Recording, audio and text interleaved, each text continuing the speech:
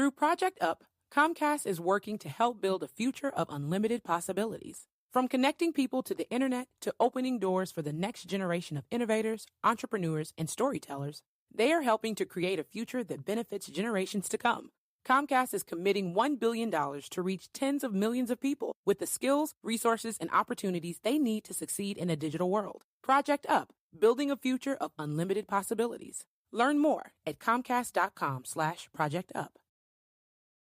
This is Optimal Health Daily, episode 2145. Is Counting Calories Important? By Riley Pearce of freeformfitness.ca, and I'm Dr. Neil Malik. Welcome back to Optimal Health Daily, where I read to you from some of the most popular health and fitness blogs out there, with permission from the websites, of course, and always with a bit of my commentary at the end. And with that, let's jump right in and get to today's post as we optimize your life. Is Counting Calories Important? By Riley Pearce of freeformfitness.ca. You've likely heard the phrase, calories in, calories out, as it relates to weight loss and weight gain. It brings the seemingly complicated process of managing weight down to a math equation. If you consume more calories than you burn, then you gain weight. If you consume fewer calories than you burn, then you'll lose weight. Sounds pretty easy. But is it as simple as that? With apps like Lose It and MyFitnessPal that track your meals based on calories and macronutrients, it's easier than ever to measure your caloric intake.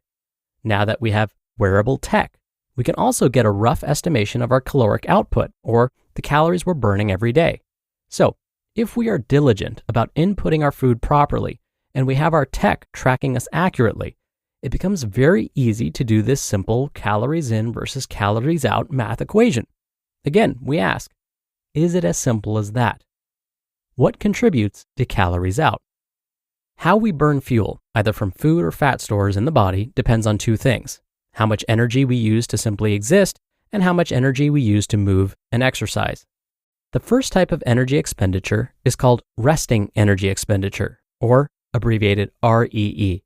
This accounts for 60 to 70% of our daily energy expenditure, and is the energy we require to keep our hearts beating and our brains thinking. Resting energy expenditure varies greatly from one person to the next, as factors like height, weight, and even organ size can contribute to how much energy we require to stay alive. Lean body mass is also critical here. Muscles require more energy to maintain their mass, so the more lean mass on the body, the higher this energy expenditure will be. The second way we can burn calories is by hitting the gym and breaking a sweat. Actually, in reality, all forms of physical activity will burn additional calories, but they will do so in different quantities. For example, pushing a grocery cart around the grocery store will burn calories, but not nearly as many as pushing a weighted prowler down a track of turf at max effort. The same is true of walking versus running, or walking uphill versus walking on a flat surface. Each of these count as physical activity, because they require more energy than when you are at rest, but different activities will require more energy than others. Physical activity is also very different from one person to the next. This is due to fitness level. For an athlete who already trains multiple times per week, the type of physical activity that would burn many calories would be very different from a mostly sedentary retiree. For the athlete, they'd need something very intense to elicit additional calorie burn, whereas our sedentary retiree could go for a leisurely walk to increase their calorie burn. There is a third way that we burn calories, called the thermic effect of food, or abbreviated TEF. It accounts for the slight increase in body temperature that occurs due to the metabolism of certain foods. This makes up about 10% of total caloric expenditure and depends on the macronutrient profile of the food being consumed. Proteins have the greater thermal effect, while fats have the lowest thermal effect. Is a calorie just a calorie? Some people believe that not all calories are created equally. Some people cite ancestral preferences as a way to predict how certain macronutrients like carbs, fats, and proteins will affect them. Some medical conditions change the way the body metabolizes macronutrients, and some think that they can eat whatever food they want as long as they reach their calorie goal. So, who's right? Let's look at the almonds versus chocolate bar argument. In one 46-gram Kit Kat bar, there are 239 calories. 46 grams of almonds yields 266 calories. If we were to only base decisions on calories, choosing the Kit Kat would be the smart choice because it has fewer calories. Yet we know that the almonds are the better choice for our bodies. So no, not all calories are created equally. We can see this in recent research that suggests that certain foods can promote inflammation and therefore possibly cancer. For example, too many carbohydrates can exhaust the insulin-producing cells of the pancreas and lead to type 2 diabetes. Calories concluded. We also know that the calories in versus calories out equation is slightly more complicated than we originally thought. Keeping all of this in mind, counting calories can actually be a useful tool for those who want to understand their food and their diet better. You may think you're consuming good portion sizes and a healthy balance of nutrients, but when you track them, you find you're low when it comes to important vitamins and minerals, and your macronutrients are way out of balance. Counting calories is a good idea to get a better sense of calorie consumption and can help you make the necessary changes to your diet.